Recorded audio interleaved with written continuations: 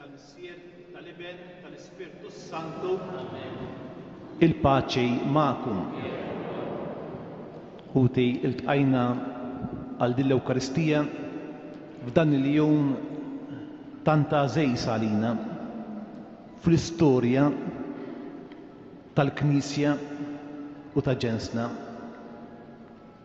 għaliex kien bħallum 137 sena ilu meta oħtna Carmena Grima kienet għaddejja minn dan l-inħawi u semet vuċi ta' is-sejħila ejja u daħlet dak id-dialogu ma' Marija. U aħna dolodu nixtiequ wkoll nisemgħu lil Marija tkellemna.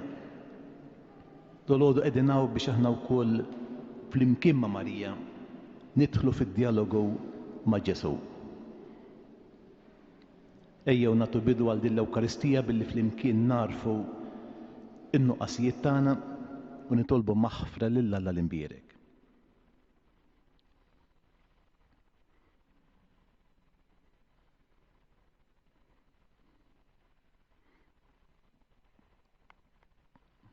Nistqar l-Alla li jista' kollox u lilkom ħuti li ngħadni b'ħafna bil-ħsieb, bil-kliem, bil-email, billi ħallejt dmirijieti tiegħi bl-ikbar ħtija tiegħi. Għalhekk nitlob l-imqaddsa Marija dejjem Verġni, l-anġel u l-qadisin kollha u lilkom ħuti li tolbu għalija il-mulej Alla tagħna. Iħenna lina Alla li jista' kollox jaħfrilna dnubietna u jwassalna fil-ħajja ta' dejjem.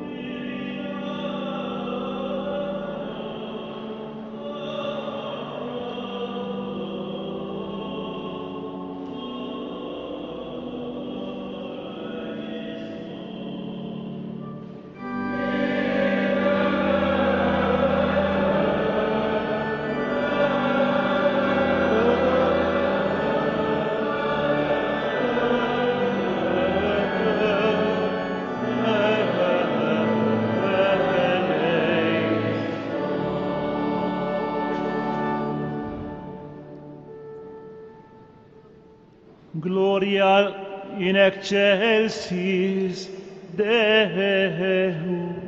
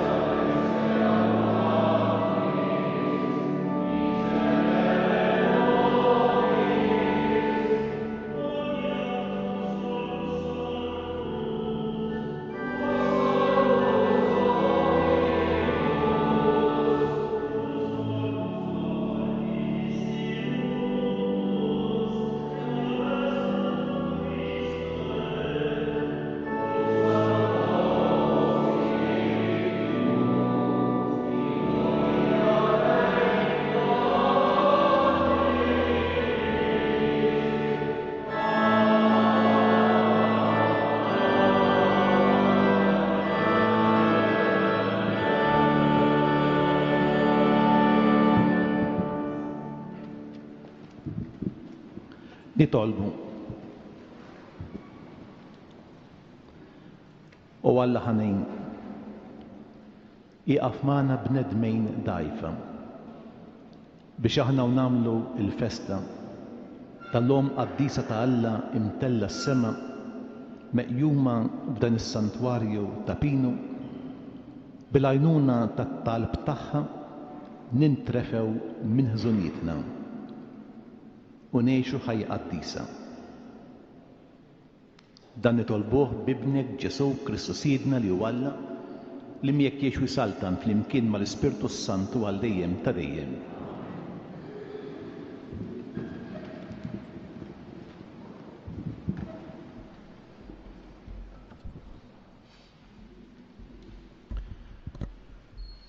Qarim il-ktieb tal-profeta Zakkarija.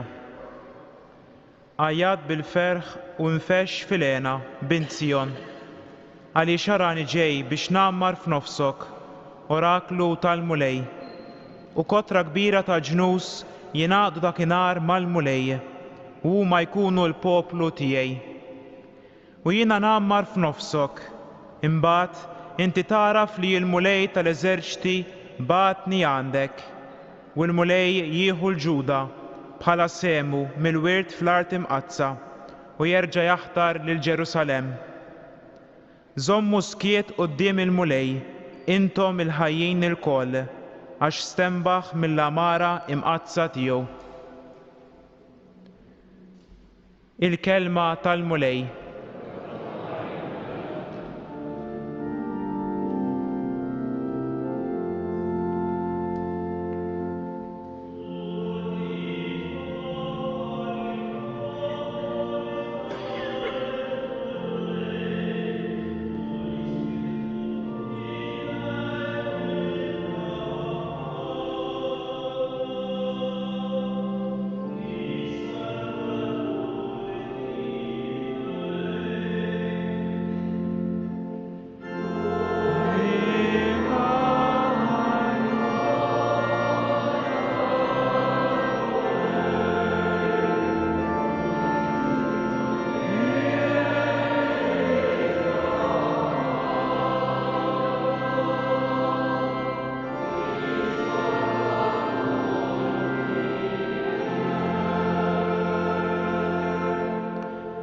Ruħi tfaħħar il-kobor tal-mulej u l-ispirtu tiegħi jifraħ f'Alla s-Salvaturi tiegħi għax hu xeħed għajnejh fuq iċ-ċokon tal-qaddejja tiegħu.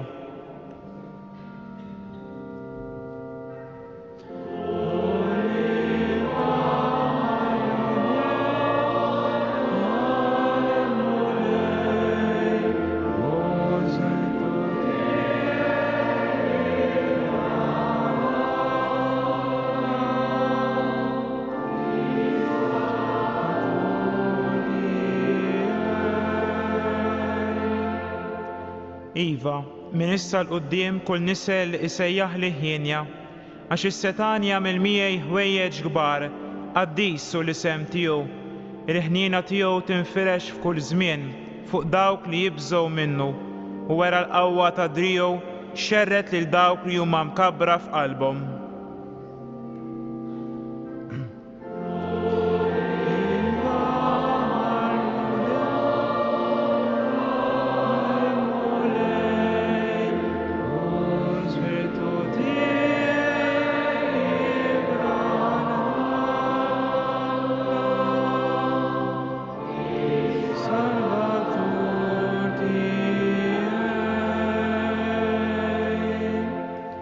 Nizzel is-Setana minn fuq it-tron tagħhom u wolla ċkejknina. Mela b'kull ġid lil minhu bil-ġuħ u l-lonja bagħthom il-barra b'xejn. Ħaħsib Iżrael qaddejji tiegħu għax ftakar fil-ħniena tiegħu bħalma wiegħed lil missirijietna b'risq Abraham u nislu għal dejjem.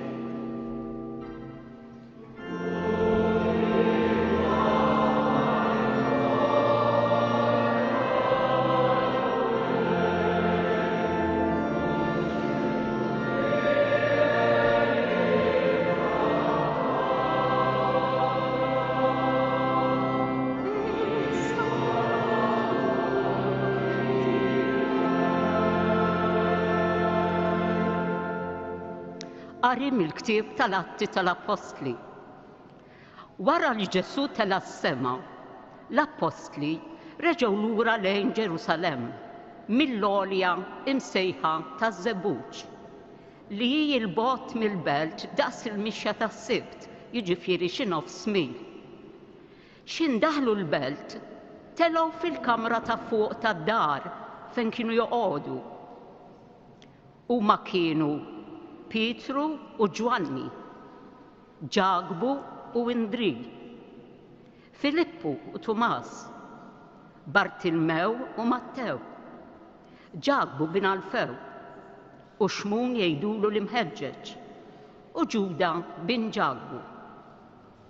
U l-koll qalb waħda kienu jitolbu flimkien ma' xi nisa u ma' Marija om Ġesu u ma' qrabatu.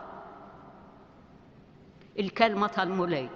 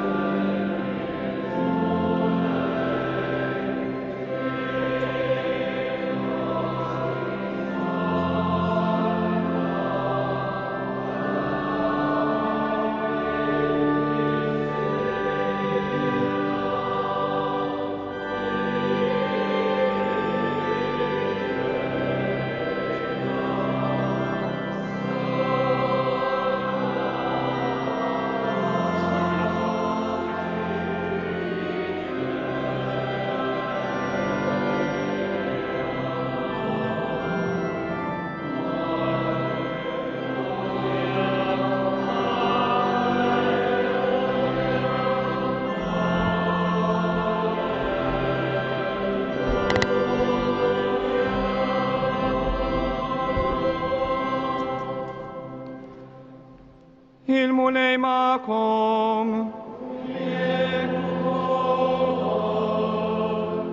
Qari mill-Evanġelju mqaddes skont San Ġwan.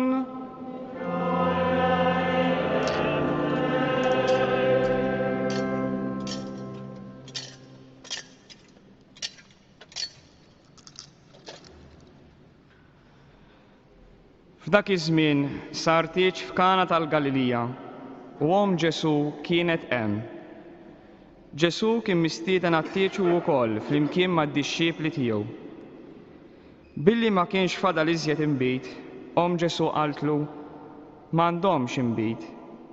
U Ġesu qalilha, x'hemm bejni u bejnek mara, is-sija tiegħi għadha ma waslitx. Ġesu qalet lill-qaddejja, għamlu kull ma jgħidilkom hu. Issa kien hemm siġġara tal-ħaġar imqiegħda hemm għar-rid tal-purifikazzjoni tal-lut. Kull waħda minnhom tasa' xi 100 jew 120 litru. Ġesu qal lill-qaddejja, imlew il-ġarar bl-ilma u dawk imlewhom sax-xifer.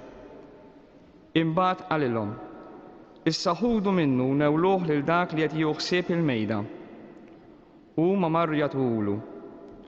U da l-ilma mibdul f'inbit, u billi ma kienx jaf minn ġie għalkemm il-qaddejja li ħadu mill-ilma kienu jafu, sejjaħ lill-arus u qallu, kulħadd l-inbit it-tajjeb iservi l-ewwel, meta mbagħad ikun ħadhom iġibu dak li jkun inqas tajjeb.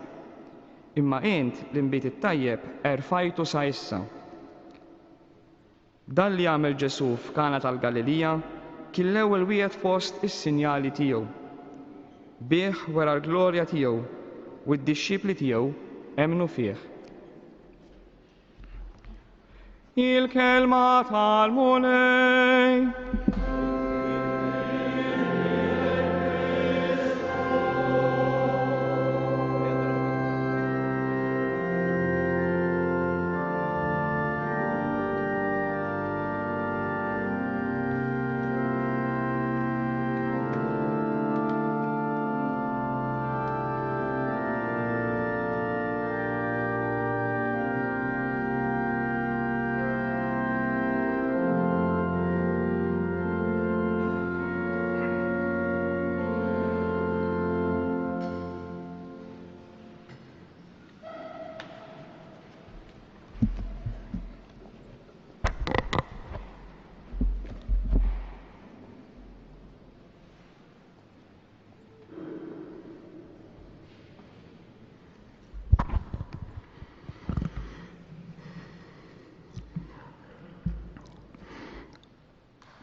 teologu li kien protestant imbagħad sar kattoliku meta jikkummenta dwar dan il-Vanġelu li għadna kif smajna jgħid hawnhekk għandna it-tweġiba ta' Alla għall-umanità mobbija bid-diffikultajiet u għal ġudajiżmu, ir-reliġjon ġudajika illi fi żmien Kristu kienet ftaqret ħafna. Jiena nżejt għandna risposta għalina bħala Knisja bibtijaj. Għaliex? X'inhu l-miraklu ta' Kana? X'inhu l-miraklu ta' Kana? Jiena konvint li ħafna minnkom jgħidu Kristu jibdel l-ilma fl-imbejt. Veru li Kristu jibdel l-ilma fl-imbejt? Imma l-miraklu veru taf x'kien? Id-disċiepli emnu fih. Id-disċiepli emnu fih. Dan hu l-miraklu ta' Kana. U din hija t-tweġiba il-proposta li qed jagħmel Alla lill-umanità u lill-Knisja biex aħna nemmnu fih, biex aħna jkollna il-fiduċja fih. L-Apostli minkejja li kienu jagħmluha ma' Ġesu, minkejja li kienu jiġru warajh, kieku jien ngħid minkejja li kienu reliġjużi, imma l-fidi tagħhom kienet dgħajfa. Il-fidi tagħhom kienet muxxa, fietla, dubjuża. Imma l-Evanġelista jgħidilna f'Kana id-disċiepli raw il-glorja ta' Kristu u emnu fih. Kif ħafna drabi nissospetta li għal-fidi tagħna ħbib tiegħi. Il-fidi tad-dinja u l-fidi tagħna bħala poplu tal-Alla ta' jien m'iniex kuntent ma nissodisfax ruħi li aħna niġru ma' Ġesu wara l-immaġini ta' Ġesu, wara l-immaġini tal-ħbieb ta' Ġesu. Jien ma nikkuntentax ruħi bir-reliġjużità tagħna. Jien nistaqsi jekk illum ukoll għandniex bżonn dan il-miraklu li aħna nimtlew bil-fiduċja tagħna f'Ġesu. U il-fidi kif jippreżentajilna San Ġwan mhix xi ħaġa statika, ġifieri sibta darba u tieqaf hemm. Hawnhekk jgħidilna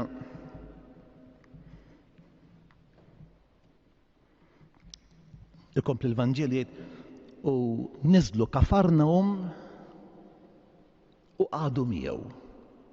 U minn Kafarnahum tafu fejn mar, veru, mar Ġerusalem. U tafu x'mar jagħmel Ġerusalem għal prova fuq il-Kalvarju. Jiġifieri il-fidi kif jippreżenta San Ġwan hija xi ħaġa ħajja, dinamika. Hija xi ħaġa li tlaqqana kontinwament mal-kelma, ma' Kristu. L-esperjenza tal-fidi ifisser li aħna nagħmlu domandi nistaqsu, ninterrogaw. Imma fuq kollox li imbagħad aħna nimxu miegħu fil-ħajja tagħna. U f'dan il-kuntest San Ġwan ma jħallinix weħedna. San Ġwan jippreżentalna lil Marija. Jgħidilna illi f'Kana kien hemm Ġesu. Innotaw ħbib tiegħi li San Ġwan qatt ma jsejħilha b'isimha lil Marija. Mhux b'nuqqas ta' rispett, sew hawnhekk kif ukoll fuq il-Kalvarju. Ma' ġenb is-salib. Ġesu kienet hemm. Għax ma jsejħilx b'isimha. Għaliex l-identità ta' Marija, mini Marija, ma nistgħux nifhmuha jekk mhux frabta f'relazzjoni ma' Ġesu. Għalhekk jgħid Ġesu. Marija ma nistgħux aħna niddistakkawha mir-rabta tagħha ma' Ġesu. Altrimenti m'għandix tifsira. Bħalma f'mument ieħor li d-dixxieplu ta' Ġesu lilna ġellura kif isejħilhom San Ġwan. Id-dixxieplu il-maħbub ta' Ġesu.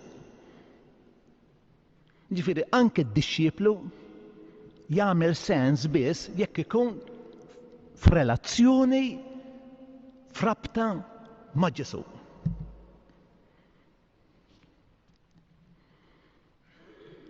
Bibtijaj, Marija f'Kana hija jippreżentajilna bħala dik li takkumpanja lill-ewwel dixxiepli biex jagħmlu dan l-att ta' fidej, biex jikbru fil-fiduċja tagħhom f'Ġesu. X'tgħidilhom lid-dixxiepli? Hawn dialogu sabiħ ħafna. Għamlu kull ma jgħidilkom hu. Għamlu kull ma jgħidilkom hu. Ġesu lil Marija jgħidilha x'hemm bejnej u bejnek mara. Is-sija tiegħi għadha ma waslitx. Jien nassigurakom li Marija ma fehmitux dad-diskors. Kif anke huwa diffiċli għalina biex nifhmuh, hemm interpretazzjonijiet bla qies x'rid ifisser Ġesuwa. Imma minkejja li Marija ma tifhmux dis-sabiħa. Marija iddowr fuq il-qaddejja, fuq id-dixxieplu tgħidilhom intom għamlu dak li jgħidilkom hu. Emmnu fih. Għatuh il-fiduċja tagħkom minkejja li għalissa ma tifhmuhx. Fl-aħħar mill-aħħar il-ħajja ta' Marija mhux hekk kienet dikliva kontinwa minkejja li ma tifhmux. Ġewwa Nażaret meta l-anġlu waslilha l-aħbar li trid tkun il-feddej. Ma fehmitx kif jista' jkun dan jekk jien ma narafx raġel. Imma Marija tagħtih il-fiduċja. Temmen.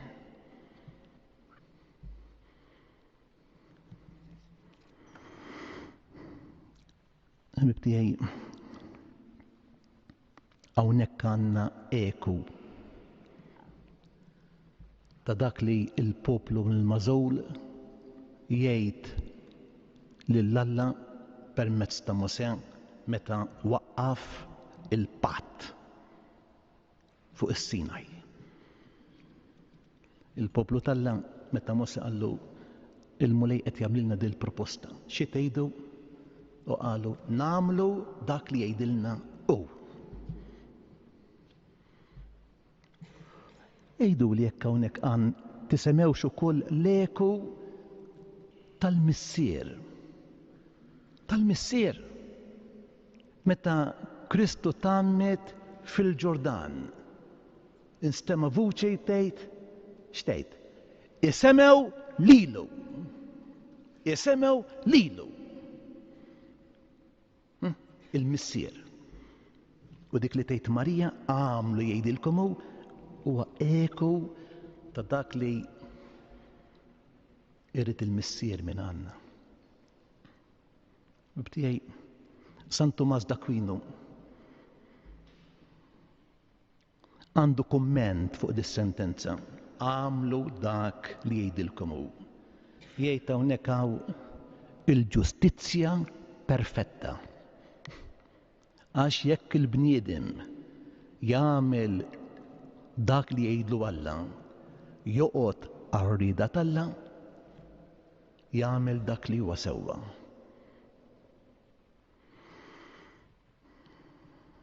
Bibtijaj, din hija l-aħħar festa li jiena qiegħed nippresjedi bħala isqof tagħkom. Ekku fit-tmiem ta' dan il-Ministeru naħseb illi l-isbaħ ħaġa li nista' ngħidilkom hija dejn. Għamlu dak li jgħidilkom hu. Bħalma qalet Marija lid-dixxiepli. Lill-Knisja li servejt bħala isqof dawn il-15 sena, jiena ngħidilha għamel dak li jgħidlek u ma tiżbaljax. U permettuli din is-sentenza ntija tifsira oħra. Kif tafu l-erba li għaddiet f'dan is-santwarju tħabbar id-don li l-Papa tagħna bħala Knisja fil-persuna ta' Monsinjur Tewma l-isqof tagħna. U ngħidilkom dolodu b'din il-festa tal-Madonna ta' Pinu, għamlu dak li jgħidilkom l-isqof tagħkom. Għax il-missjoni tal-isqof dik li jgħid illi jgħinkom ħalli tikbru fil-fidej. Jgħinkom ħalli jkollkom din il-fiduċja f'Alla. Jgħinkom ħalli kontinwament tiddixxernu x'inhi r-rieda tal-Alla għalikom. Dik il-missjoni tal-isqof.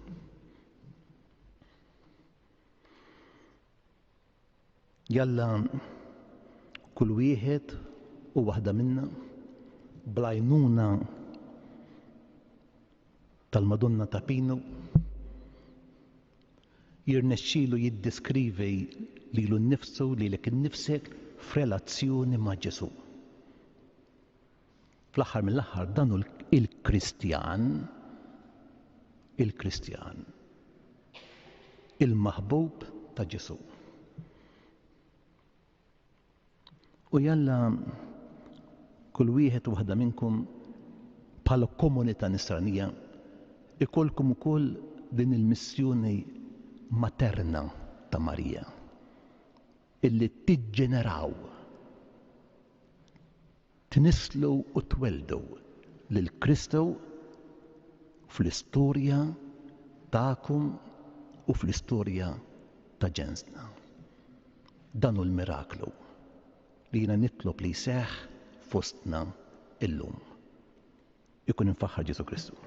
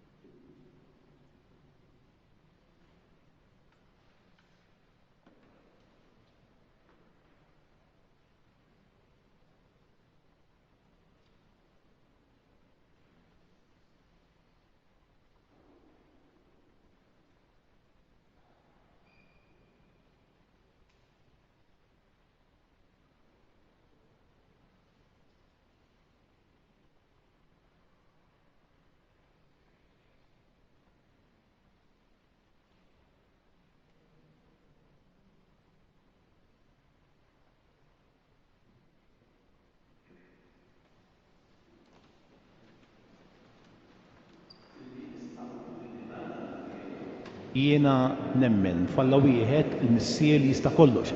li ħalaq is-sema u l-ard. Dak kollu li jidher u dak li ma jidirx, mulej wieħed Ġesu Kristu, iben waħdini ta' Alla, imnissel mill-missier qabel kull żmien, Alla minn Alla, dawl minn dawl, Alla veru minn Alla veru, imnissel mhux magħmul, natura waħda mal-missier u bih sar kollox. Niżel mis-smawiet għalina l-bnedmejn u għall-fidwa tagħna u ħal ġisem bis-seta tal-Ispirtu Santu minn Marija Verġini u sar bniedem, salbuh għalina, bata taħt Ponzu Pilatu, mietu difnuh, fit-tielet jum qam minn belluwiet skont il-kodba mqazza. Tela s-sema qiegħed fuq il-lemin tal-missier u għandi jerġa' jiġi bil-glorja x'jagħmel ħaq mill-ħajjin u l-mejtejn. Is-saltna tiegħu ma jkollix tmiem l-Ispirtu Santu mulej li għati l-ħajja li ġej mill-missier u mill-liben li mejjun weġġa' flimkien mal-missier u mal-liben u li tkellem fom il-profeti fi knisja waħda, qaddisa, kattolika apostolika, nistqal mamdija waħda, għal-maħfra ta' dnubiet, nistenna l-qawma mill-liwiet, il-ħajja ta' żmien li ġej.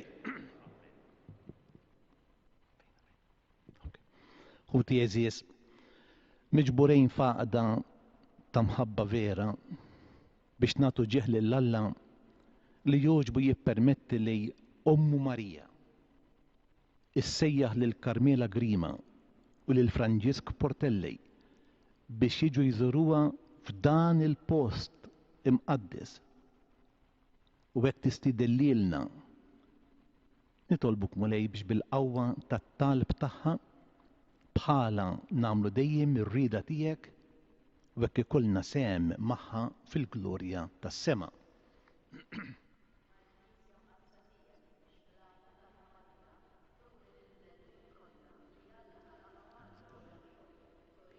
u tgħinhom fil-mixja tagħhom lejn is-sema. Ismana Għal mexxejja ta' pajjiżna kif ukoll tal-ġnus kollha biex imbdawlin minn Omna Marija ifittxu dejjem li jaħdmu għal ġid tal-popli ħalli jgħixu fil-paċi nitolbu. Ismana Minn dan is-santwarju għażiż ta' Omna Marija kompli jixħet mulej il-ħarsa ta' mħabba fuq il-familji tagħna l-aktar dawk li fihom hemm il-firdiet u l-mart nitolbu. Ismana tolbuk mulej.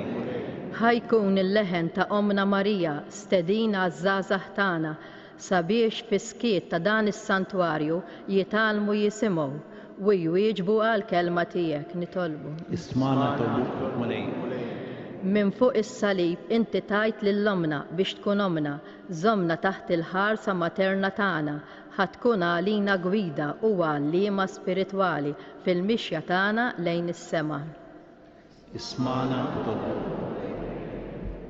mulej Alla tagħna li jogħġbok issejħilna biex niġu f'dan il-post għaddejs li minnu bl-interċessjoni tal-Verġini Marija mollija s-sema ixxerret għad kbir ta' grazzi fuqna għatina qalb safja u twajba ħalli nikbru fil-fidej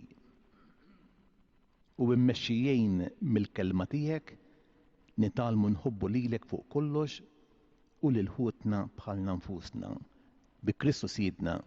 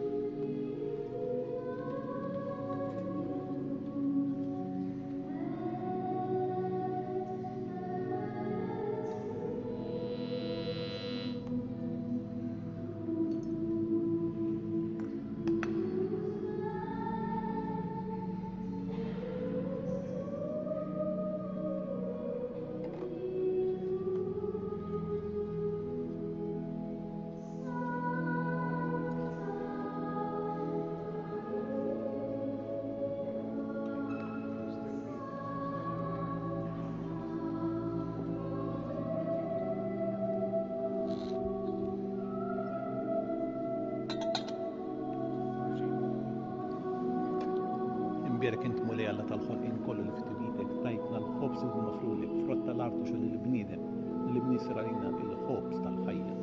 Imbierek Alla għal dejjem.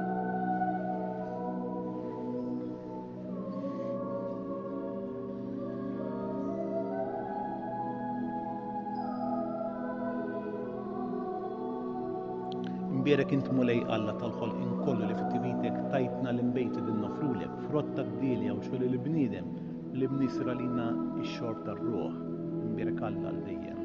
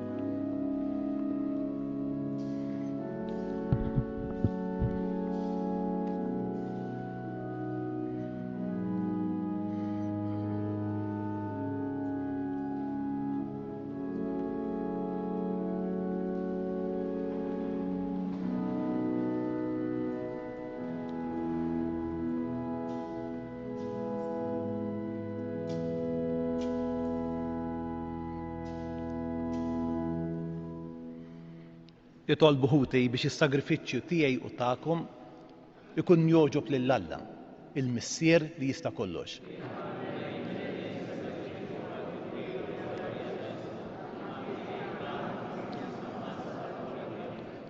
Qarbinna mulej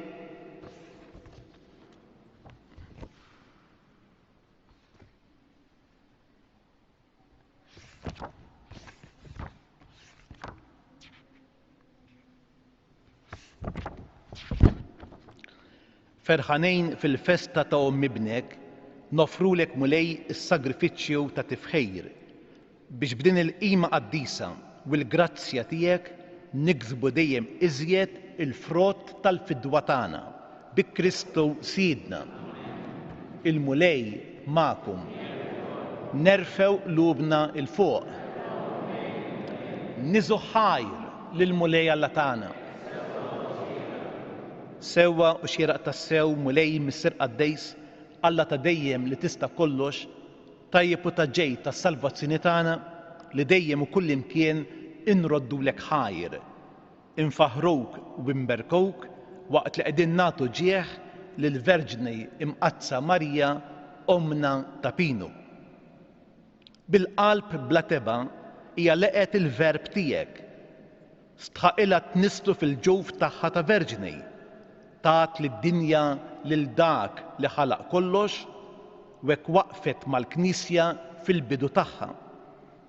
Ma' ġenb is-salib hija laqet l-aħħar xewqat tal-imħabba ta' Alla għalina biex tħares bħala wlieda lil bnedmin kollha imnislejn għal ħajja tas-sema bil-mewt ta' Kristu.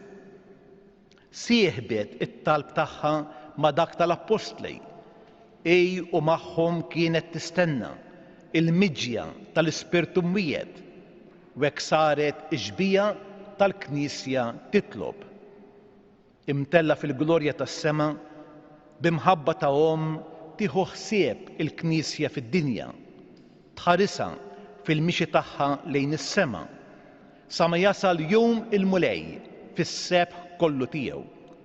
Għalhekk flimkien mal-anġlej u l-qaddisin kollha aħna intennulek innu ta' tifħir u nkantaw bla qiegħda.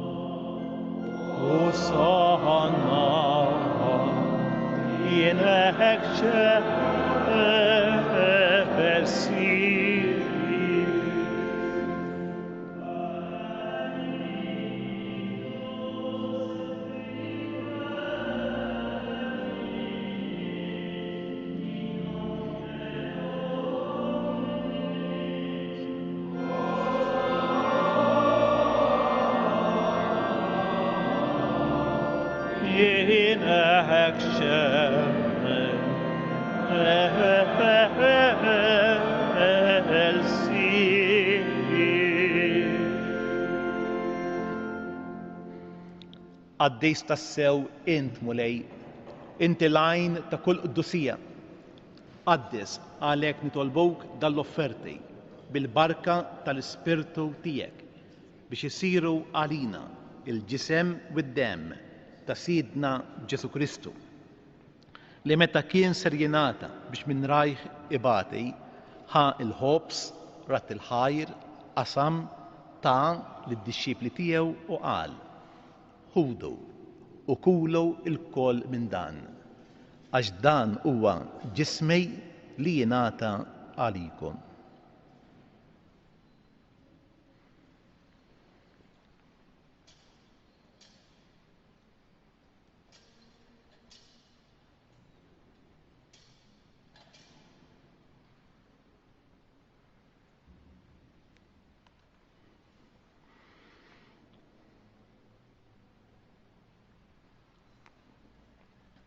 Ekk ukoll wara l-ikla ħal-kalċej reġa' rat il-ħajr ta' lid-dixxipli tiegħu u qal: ħudu u xorbu minnu l-koll, għax dan huwa l-kalċej ta' demmi tal-patt il-ġdejd li jibqa' dejjem, id-demm li jixxerret għalikom u għall-bnedmin kollha għal maħfra tad-dnubiet. Għamlu dan b'tifkira tiegħi.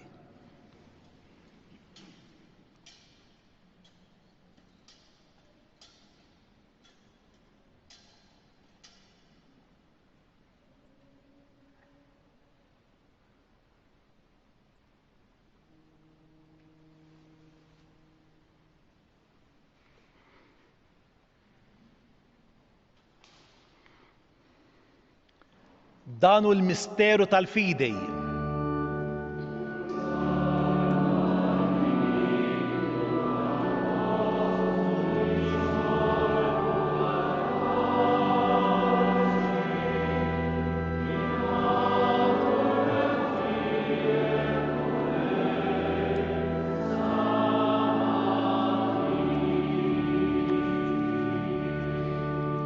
Għalhekk aħna nagħmlu dan b'tifkira tal-mewt u l-qawmien ta' Sidna Ġesu Kristu, nofrulek mulej il-ħobs tal-ħajja, il-kalċej tas-salvazzjoni. U rroddulek ħajr għax ogħġbok tilqana hawn quddiemek biex naqduk. Miċċu kontana nitolbu li l-Ispirtu Santu jaqadna f'ġisem wieħed lilna li nieħdu sehem mill-ġisem u d-demm ta' Kristu. افتكر مولاي في الكنيسة تيك مشردة مع الدنيا كلها، والتقى في المحبة في المكين مع البابا فرانشيسكو، مع ليس اوف ماريو، مع ليس اوف إلات أنتون، ومع المينستري تيك كلها. افتكر كل فوتنا اللي راقدوا بالتامة القومين، افتكر في الميتين كلها، دخلهم قدامك في الدولة تالسبح تيك. حنا لينا الكل نطلبوك، عتلينا وكل الورد تالهيا تديم، في المكان مع الفجن مقاتسل ومطلع ماريا، مع الراجل جوستاحا سان جوزيف، مع الأبوستل والقديسين كلها اللي يعيشوا في الهبيبرية تيك سم البدو تا الدنيا. عامل لي معهم انفهروك ونسبحوك بجيسو كريستو ابنك. بكريستو مع كريستو وفي كريستو ينعطى ليلك الله مissir li tista' kollox flimkien mal-Ispirtu Santu kull ġieħu glorja għal dejjem ta' dejjem. Ejjew nitolbu t-talba li għallimna il-Mulej Ġesu. Missierna li jintej fis-smawiet jitqaddis ismek, tiġi saltnatek, ikoll it-tritent fis-sema u fl-ard. ħobżna ta' kuljum għatina llum, aħfrinna dnubietna bħalma naħfru minnu ħati għalina. La ddaħħalniex fit-tiġrej, iżda eħlisna mid-deni. Eħlisna nitolbuk Mulej minn kull deni. Għatina fit-tjieba u l-ħniena tiegħek il-paċi fi żmienna biex inkunu ħielsa dejjem mid-dnub, imħarsa minn kull inkwiet. Aħna u nistennew u nittamaw ilena u l-miġja tas-Salvatur tagħna Ġesu Kristu.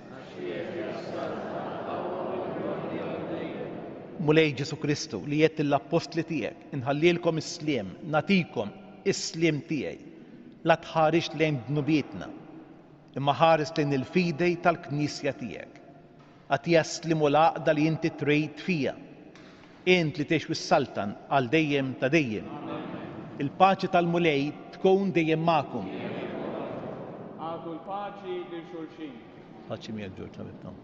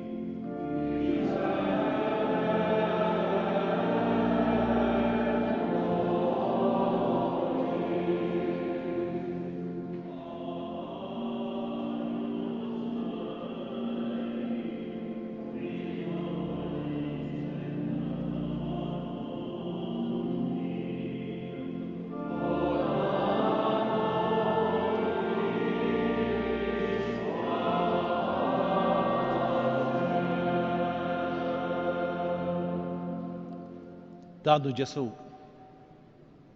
għamlu dak li jgħidilkom u. Ħenjin dawk mistiedna għall-ikla tal-ħaruf.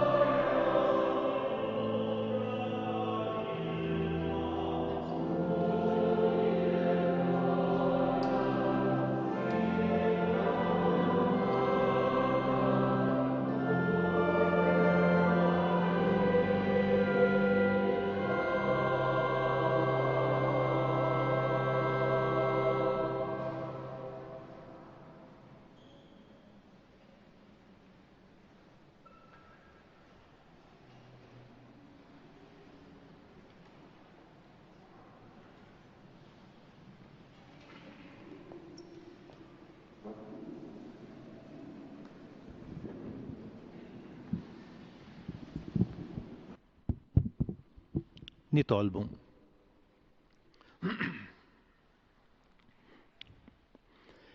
Tqarbilna mulej bis-sagramenti tas-sema aħna u niċċelebraw is-solennità tal-Verġni imqazza Marija ta' Pinu.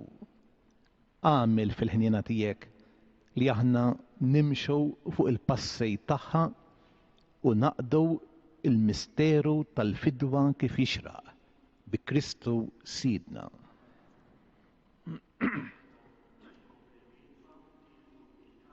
Fidejkom, ħalli issa flimkien permezz tat-tedew nirringrazzjaw lill-Alla għal tant grazzi li huwa xerret fuqna bl-interċessjoni ta' Omna Marija. Ħanamluh b'dan il-mod. Żewġ strofi ħanamluh bil-Malti biex inkunu nafu kulħadd ikun jaf x'inhu jgħid dan l-innu hekk sabiħ ta' ringrazzjament. Żewġ strofi ngħiduhom flimkien, imbagħad jidħol il-kor ikanta ritornell u aħna żewġ strofi dejjem imxu miegħi tnejn tnejn.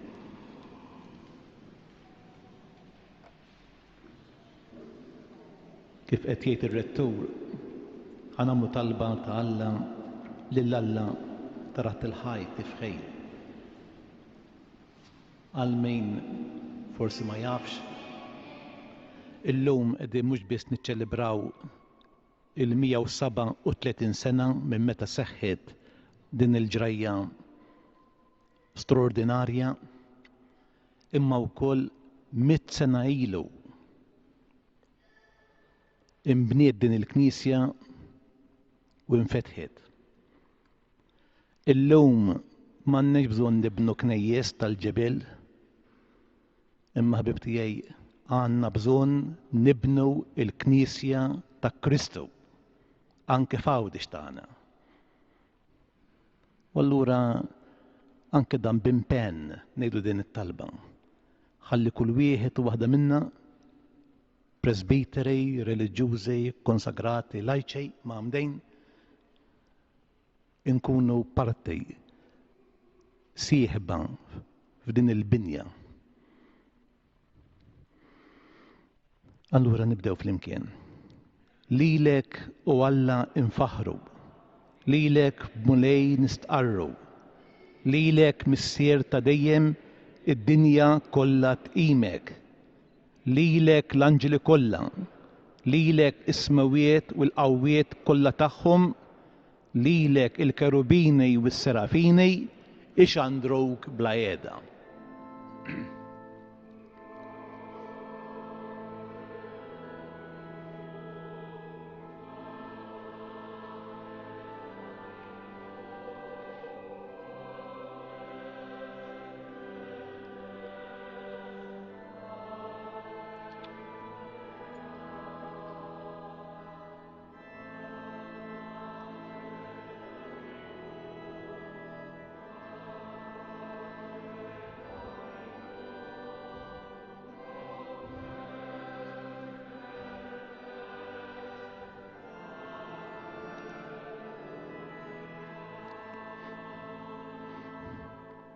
Għaddejs, il-mulej Alla tal-eżerċti, is-smawiet u l-art mimlija bil-kobor tas-sebħ tiegħek, lilek tfaħħar il-ġema tal-apostli, lilek ifaħħar il-att sabiħ tal-profeti, lilek ifaħħru il-qtajja tal-martri, rebbieħa kollhom bjuda.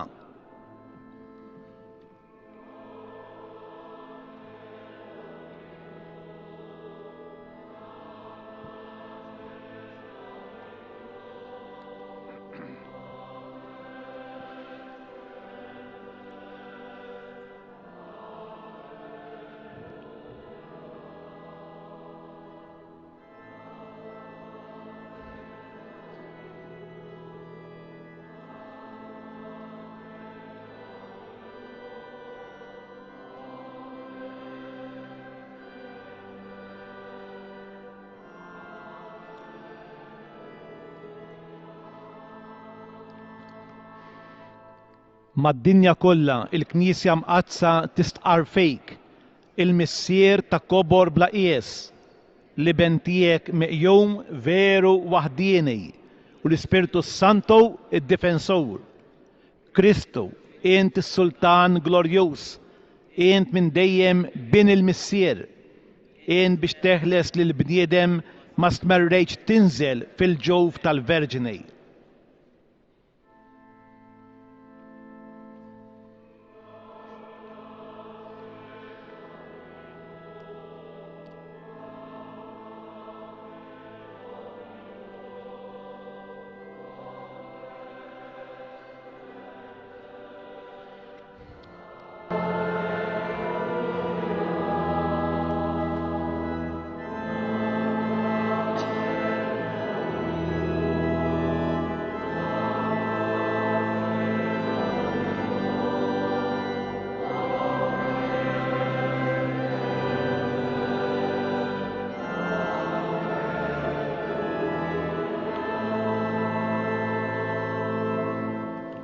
Int ħriġt rebbieħ fuq is-seta tal-mewt, ftaħt is-saltna tas-smawiet għal min jemmen, int qiegħed fil-leminija ta' Alla, fis-seb tal-missier. Aħna nemnu li inta terġa' tiġi bħala mħallef. Nitolbuk għalhekk li tgħin lill-qaddejja tiegħek li inti fdejt b'demmek il-għażejs. Għamel li nissieħbu mal-qaddisin tiegħek fil-glorja ta' dejjem.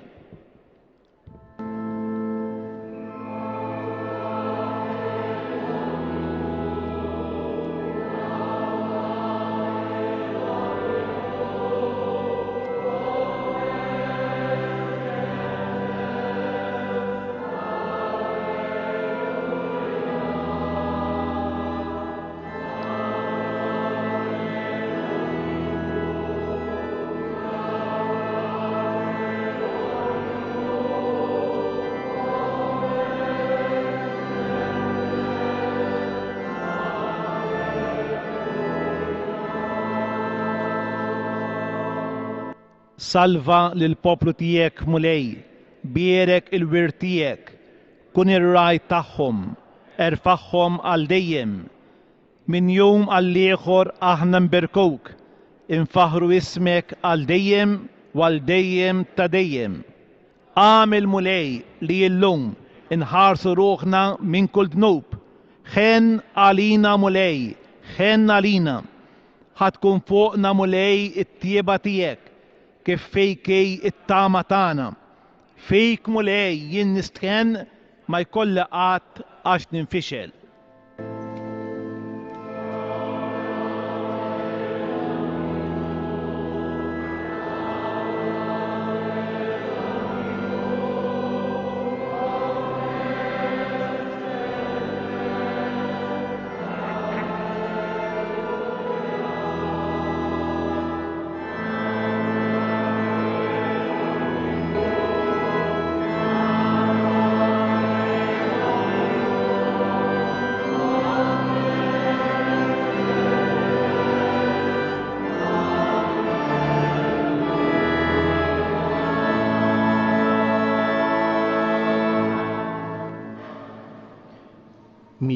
u 37 sena ilu, propju f'dan il-ħin bejn l-10 u l-10 Karm Nigrima semet il-leħen ta' Omna Marija, is-sejħila. U meta kienet fiskiet hija semet il-vuċi tagħha. U għalhekk issa wkoll flimkien Monsiskof sejjer jersa quddiem il-kwadru tagħha u nagħmlu flimkien is-supplika lil Madonna ta' Pin.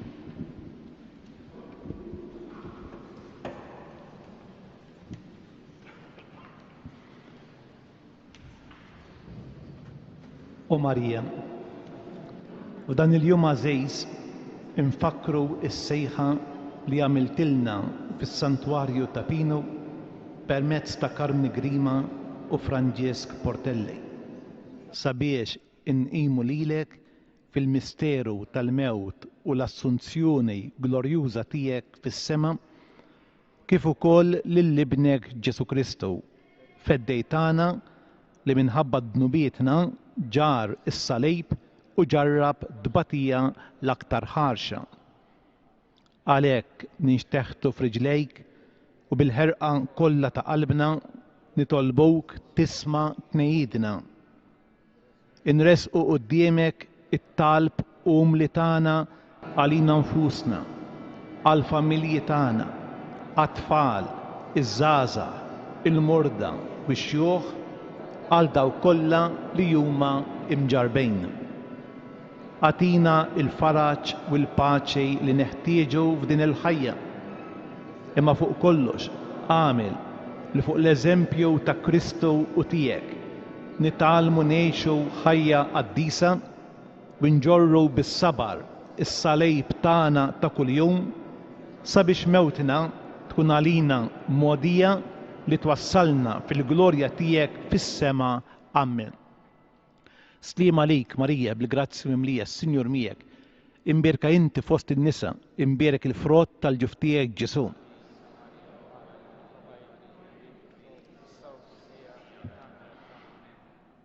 O Marija, tempju ħaj ta' innoċenza, lilek li rbaħ tal-kollox id-dnub u żbaqt lill-anġlej fis-safa. Ma kienieċ tistħoqlok il-pjena tal-ħtija, imma bħal bint Adam intu koll kont imdawra bid-dwejja u d-doluri u ġarrabt fl-aħħar il-mewt bħal kull bniedem li jitwielet għal ħajja. Iżda mewtek kienet effett tal-imħabba li meta waslet fl-aqwa tagħha ħelsitek mill-irbejt tal-ġisem sabiex tingħaqad għal dejjem ma' Ġesu.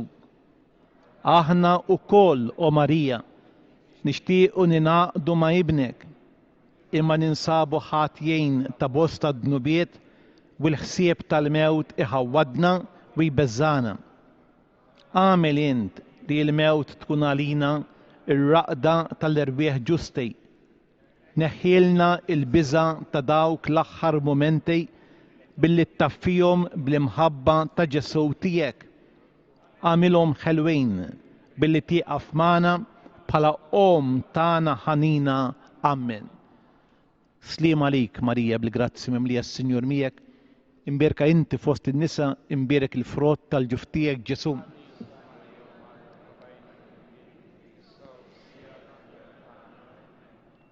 O Marija, għamara ħajja tal-iben ta' Alla mamul bniedem, il-ġisem tiegħek bla teba imqiegħed taħt l-idejn l-apostli fil-qabar ma messux it-taħsejt tal-mewt. Iżda wara 3 ijiem reġa' ingħaqad mar-ruħ imbierka tiegħek u ġie mqajjem glorjuż għal ħajja li qatt ma tintemm. U inti ġejt meħuda fis-sema fost il-ferħ u t-tifħir tal-qtajja tal-anġli. Ikollok ħniena mix-xejn u d-dufijiet tagħna. Għamel li mnatfejn bid-dmugħ ta' vera ndiema ma nħallux iżjed li l-għadu jirbaħna. Iżda nħarsu l-qalb u l-ġisem tagħna bħala tempju ħaj ta' Alla sabiex fl-aħħar ġurnata inqumu mit-trab tal-qabar tagħna mibdula fil-bniedem perfett u nittajru mal-qaddisejn biex niltaqgħu ma' Ġesu Kristu li mħallef tagħna u minnu nisimgħu is-sentenza tal-ħajja ta' dejjem tistedinna għas-saltna imħejja lilna mill-missier qabel il-ħolqien tad-dinja. Amen. Sliem għalik Marija bil-grazzi mimlija s-Sinjur miegħek, imbierka inti fost in-nisa, imbierek il-frott tal-ġuf tiegħek Ġesu.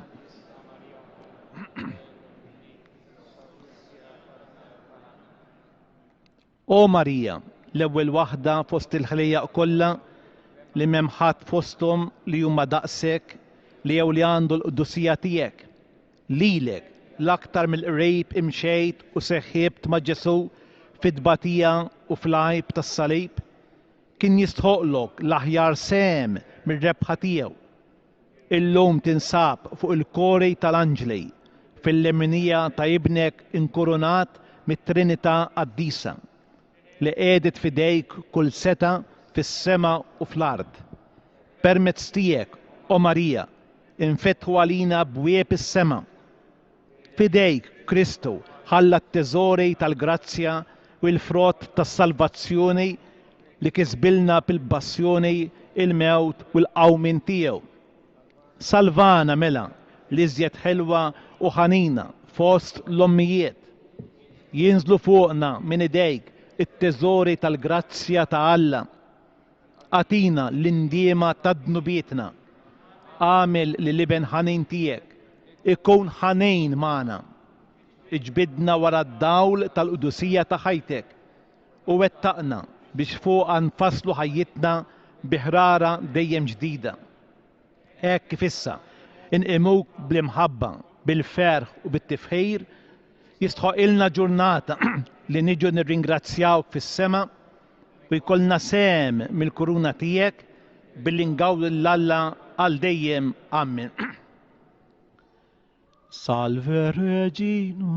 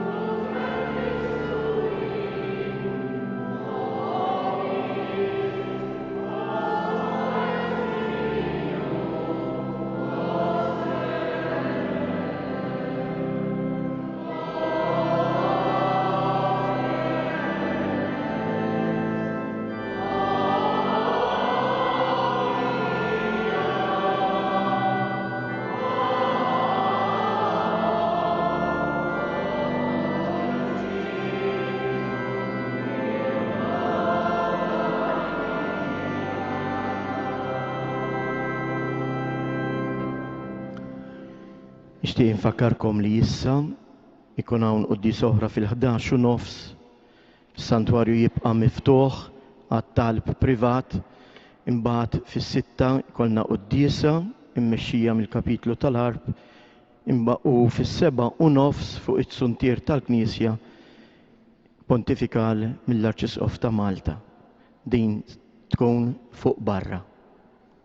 Grazzi u l-Madonna ta' Pinu tkompli tbierek u tħares il-familji kollha tagħkom. Il-festa tajba.